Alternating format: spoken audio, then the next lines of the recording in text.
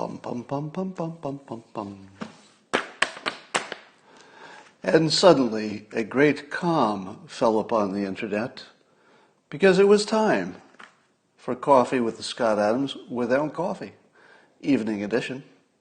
Yes, once again, we meet here in this digital playground where I will take your mind in strange and wonderful directions. Oh yeah, you're going to learn something. Your body will be alive. Have I oversold it yet? Well, let me see if I can meet this lofty claim. In the next 60 seconds, if you're not enjoying yourself, I lied. So that's my promise to you, and the clock's already started. In 60 seconds, you're going to say, okay, that was kind of fun. That was kind of fun.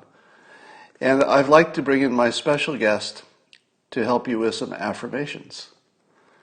You might recognize him. You are more beautiful than a blossoming flower on a warm spring morning. It's true. You are. Could we hear another, Mr. President? Some of us build walls, but you tear them down. You're awesome. You tear them down. By being yourself, you make America great again. Just be yourself. Let your inner beauty shine outwards, just like mine does. Just like his does. I would like to thank John and Julie Mosley. Mosley? Or is it Mosley? You should really send a pronunciation guide with your name, John and Julie, because we don't know if it's Mosley, or Mosley, possibly. Mosley. But I'd go with Mosley if I were you. There is a weird and wonderful thing happening. You know, timing is everything. I tweeted that there's a guy who's been trying to build his own outdoor drive-in theater for 10 years, and he's just about done, and now it's time for outdoor drive-in theaters. So he works on this thing for 10 years, and when he's about ready to be done, suddenly the world really needs an outdoor drive-in theater. So you can't, there's nothing you can do that's as good as getting lucky, timing-wise. I think I told you probably yesterday, or maybe this morning, that I got lucky with a stock pick. There's nothing that substitutes for luck. All the preparation in the world is not ever going to be as powerful as luck. Now, you can manipulate your luck by going where there's more of it. I talk about that a lot. But you can't change luck itself. You can simply go where there's more energy, more chance for luck to find you. You can certainly do that. So here's where I'm going with this. So in 2013, I wrote this book, How to Fail at Almost Everything, and it made sort of a modest impact.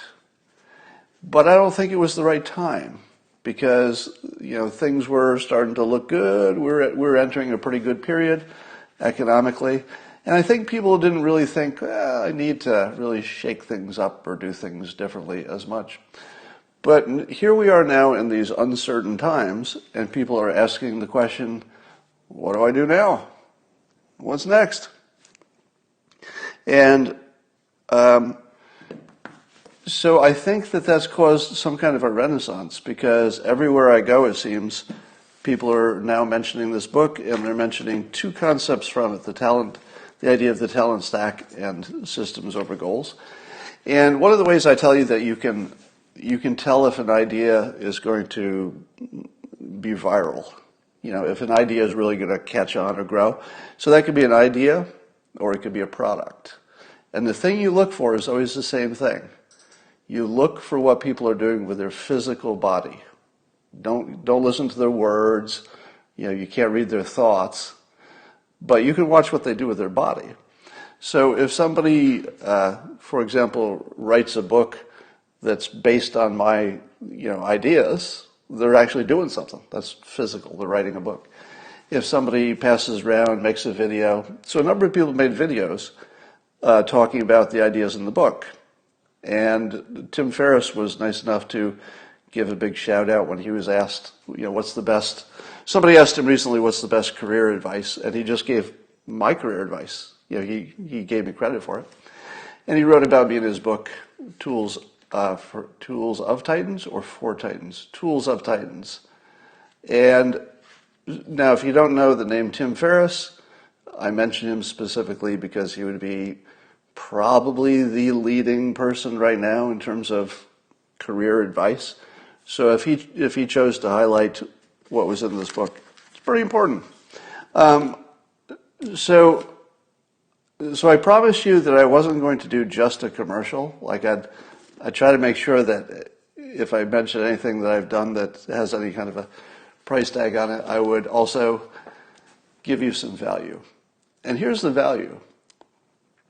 There has never been a better time to improve your talent stack. You still have time. You've got probably, a lot of you, maybe you got weeks more, a month more. And I'm hearing every day.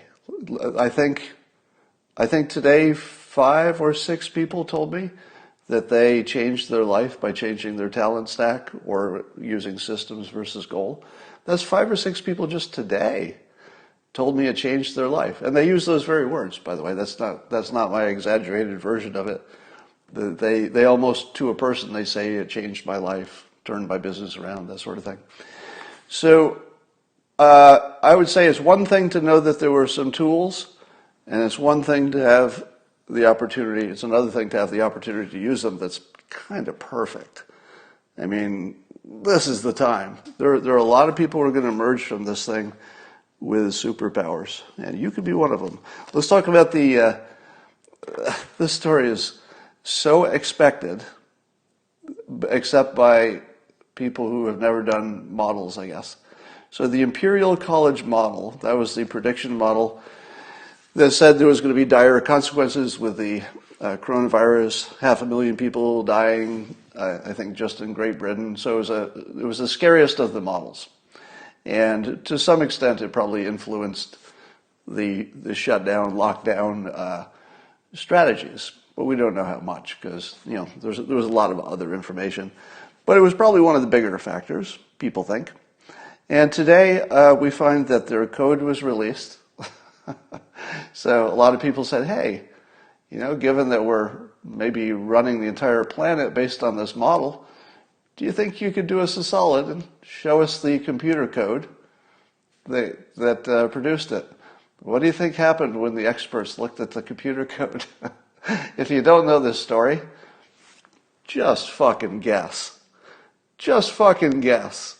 What do you think happened when the experts looked at the code? Let me read you a few comments. And if you didn't know this was true before you knew it was true, then you didn't talk to somebody who's done this kind of work in the real world. Let's see. Here's a comment.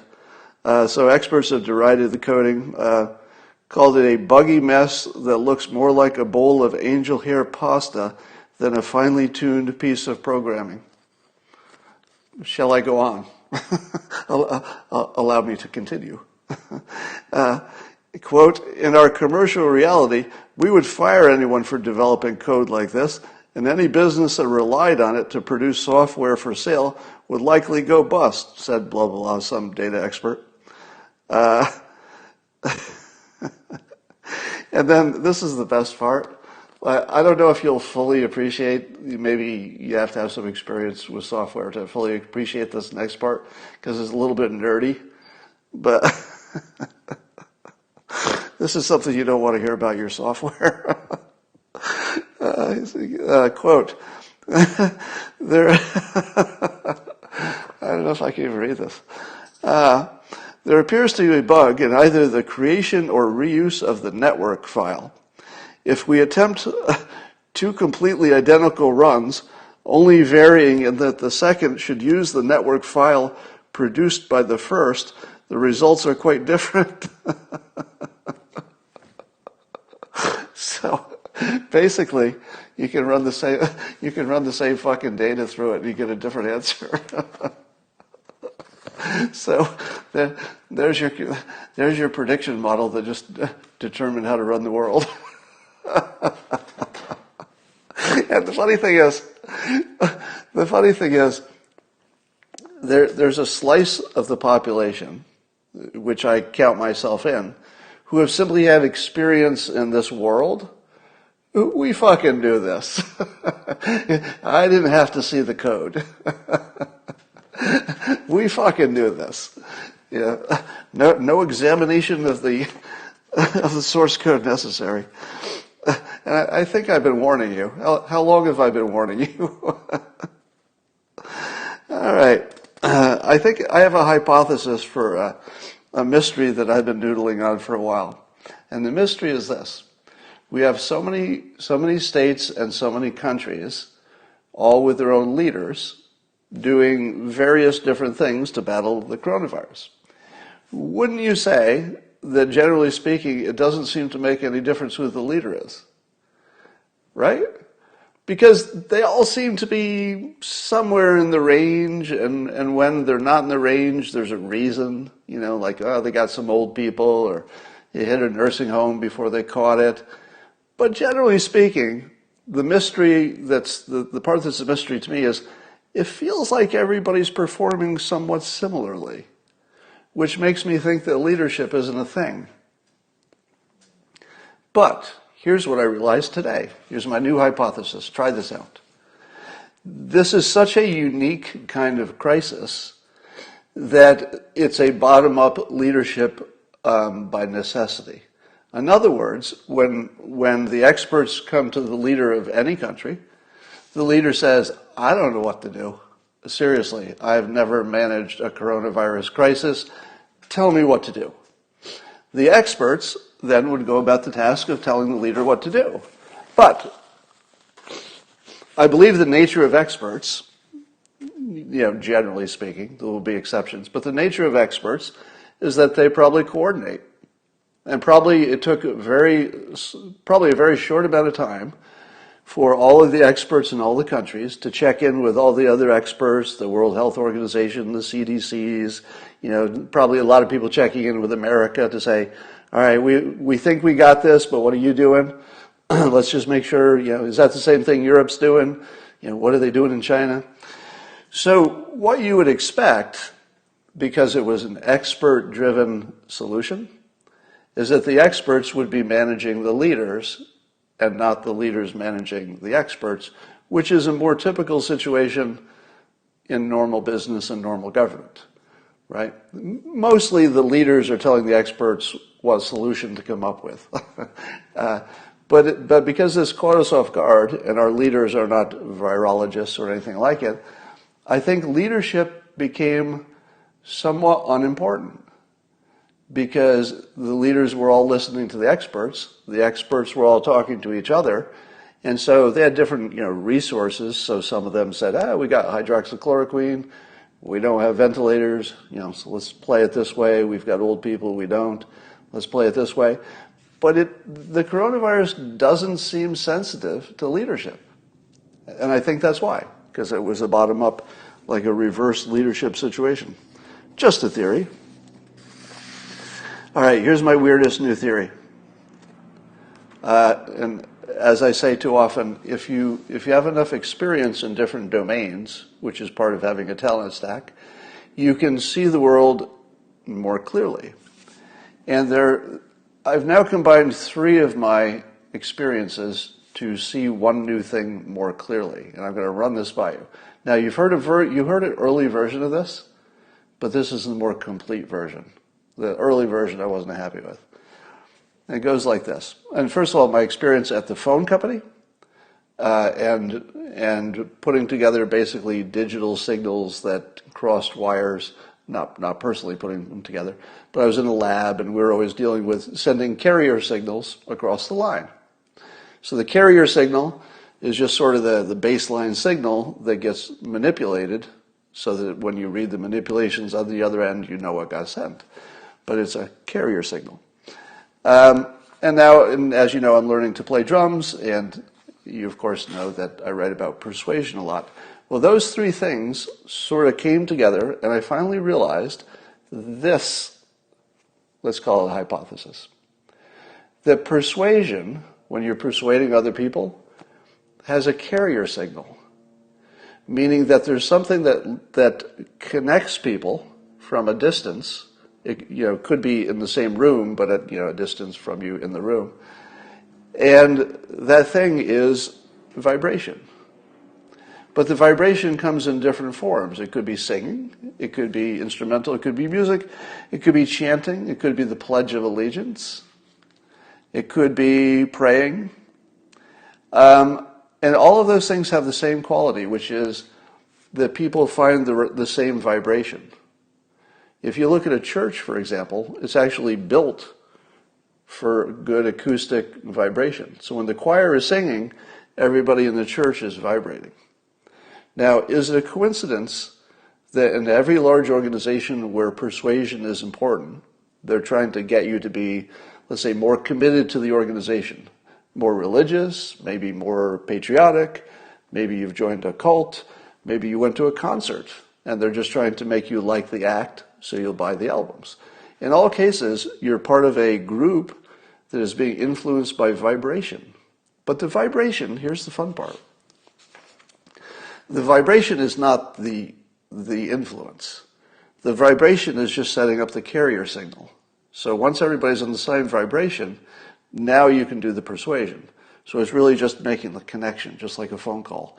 The line is connected, but you still have to send something. And the sending can be the lyrics of the song. It could be the words of the Pledge of Allegiance or the national anthem. It could be whatever you're chanting. But I think it also could be melody. You could put melody on top of vibration. And by the way, this is where music comes in. Because it took me a while to figure out that the beat of a drum is actually just a vibration. It's just a slow one. If somebody's singing, it's literally the air is vibrating at a higher rate. But if you're beating a drum, bump, bump, bump, bump, bump, it's still a vibration. It's just super slowed down. So it's all vibration, and all of it affects us the same way, which is it just connects you. And you say, okay, I'm vibrating at the same pitch, same frequency, let's say, as these other people, and then the persuasion goes right in.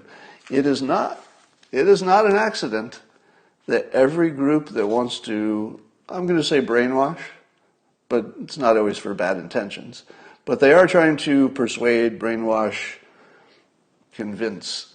And once you see that pattern, it's kind of amazing. And that's also, have you ever noticed that music is better when you're with your friends? Have you noticed that? For me, the only music I really loved in college was the music that I saw somebody else enjoy at the same time in the same room. And until I saw somebody else enjoy it, I didn't enjoy the music. And I think what it was is I would see somebody else sort of matching the music and vibration, and between the music and the other person, then I would sort of, match the vibration as well. So that too was just persuasion. I just didn't know it at the time. So, those were my comments for today. Does anybody have a question which they would like to ask me? Just looking at your comments here. And by the way, is anybody feeling better about the lockdown? I mean, other than the obvious financial panic, is anybody feeling that we'll get past this? Stock crash. What are the odds of a stock crash? The stock market is, I think, completely irrationally priced, and yet rationally irrationally priced. It's the damnedest thing. Because by all accounts, the stock market should be lower, but it's a future-looking indicator. So it's clear that the people who have the money to invest believe the stock market's going to be okay in the long run. So are they right? Here's the fun part. It's not that they're right or they're wrong. It's that they're making it so. So the people who are booing the stock market, they're not just guessing that it will be good. They're making it good. And so if people keep the stock market high enough, all right, it's lower than the high, but it's still still in that acceptable, bottom of the acceptable range. If you keep it there, then the people who own stock are going to feel like they can spend money. And pretty soon, we're going to really need people to spend money to get things going. So as long as we can keep that stock market sort of even artificially high, it creates the opportunity for people to spend in a way they wouldn't have if they had been afraid that they were losing their stock value. Somebody says the stock market is priced for a Trump win. I think that's true. Yeah. Face masks equals carbon dioxide. Is that another story? There are all these crazy stories about your face mask is going to kill you, and I think it's just it's just something about the fact that there always has to be another side to every story. If the main story was air is good, let's say if you can imagine that tomorrow there was some magic technology that cleaned all the pollution out of the air, like all man-made pollution, and just tomorrow just cleared it all out of the air. It would take about a week before you'd see a story that says, doctors claim that removing all the pollution from the air is lowering your immune spots because now you're just not used to it. Now if you walk into a room that's got a little bad air pollution in the room, well, you're going to get sick because you didn't toughen yourself up with that pollution. So there's probably not anything that there won't be a story on the other side. So when I look at the mask stuff, I just think that, of course, there's a story on the other side. But I'll just stick with this. As long as it still makes sense to sneeze into your elbow, mask makes sense. That's it. That's the whole argument right there. Any chance for Kamala to be VP? I think so. Although, doesn't it seem like we should have known by now? I don't know what Biden's waiting for. There might be lots of maneuvering in the background. You have to assume that people are trying to figure out what to do in that whole Biden situation. The Sorrento thing? Well, I would put the Sorrento claim of a cure, with emphasis on claim, I would demote that to sort of all the other stories of things that might save the day. I don't know that it has a special place, but it was promising for about a day. Somebody says, I've had asthma, it's very difficult wearing a mask. Yeah, you know what I'm expecting? Here's what I'm expecting. I think that someday you're going to have like a mouthpiece, or maybe a mouthpiece that also covers your nose, that's just sort of like a mouth-nose thing, and it'll have some electronics in it. Maybe you'll have a far UV light so that the air that's coming in and out of your mouth is just actually disinfected on the way in and out. And maybe we'll just always wear them. You just attach it to your face and you'll just breathe better. It'll clean the air. Oh, Snickers is old and she's a little limpy today, but she's been pretty active. I tried to make her not active, but it's hard. Is Stacey Abrams going to be VP? I don't think so. I think that would be the least likely choice. Well, Elizabeth Warren's pretty unlikely.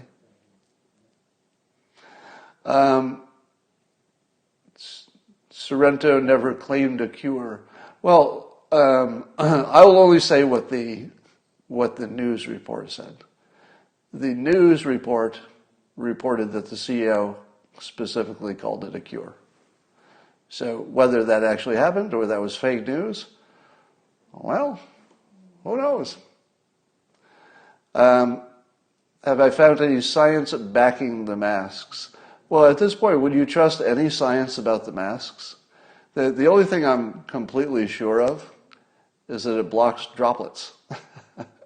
If it blocks droplets, and that's basically the whole problem, I think they work. Can Mars be colonized by humans? Inevitably. I think the colonization of Mars, Elon Musk is right. It's not really a question of if we'll colonize Mars. It's not really an if question. We're definitely going to colonize Mars. It's just going to, how long does it take? Vaccines still a long shot? I think so. I think vaccine is still a long shot, and I'm a little puzzled by all the optimism that's being shown. But man, do I love the Trump plan of having the military deliver it. Should we get one that works? That's just such a good show. I just hope the military doesn't mind doing it.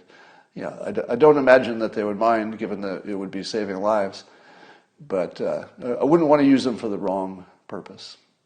But it feels like the right purpose, just my own personal feeling about it. Funniest book I've ever read? Good question. Probably maybe a Dave Barry book, or I'm forgetting the name. Yeah, maybe a Dave Barry book back in the days. All right. Will Nikki Haley be in the new Trump administration next round? I don't know.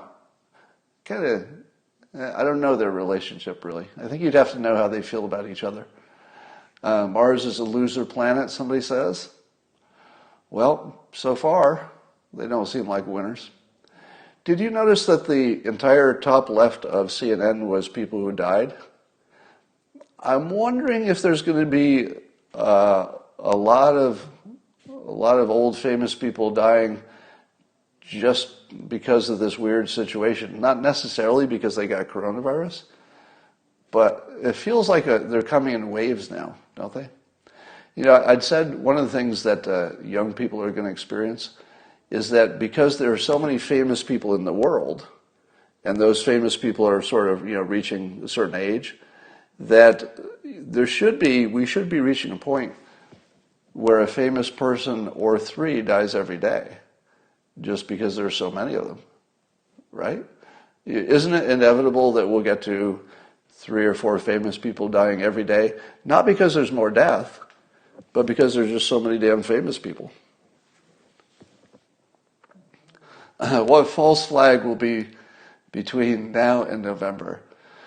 Well, you almost have to wonder if they're going to try some Russia thing again, because, man, do they like their Russia pranks. For a false flag, though, good question. Lots of opportunities. I don't know. Hey, by the way, have you seen Kim Jong-un lately? I don't know how long we have to wait before we see Kim Jong-un. My guess is that he's still alive, or we'd know it by now. But it is funny that we're not going to see him for a while. Florida is perfect weather to kill the virus. Maybe so. When am I getting married to Christina? We'll get married on May 2nd. Oh, that's right. It already passed. So we had to postpone our wedding date for the obvious reason, and we're just sort of hanging loose to see what's what, because you can't really make a wedding plan. I mean, unless you did it next year or something. So I think we want to do it as soon as it's safe and practical, but we don't know when that is.